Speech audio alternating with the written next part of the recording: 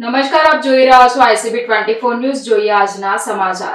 વડોદરા શહેરના વાઘોડિયા રોડ પર વેસ્ટેજ કચરાના ઢગલામાં ભીષણ આગ લાગવાની ઘટના બની છે.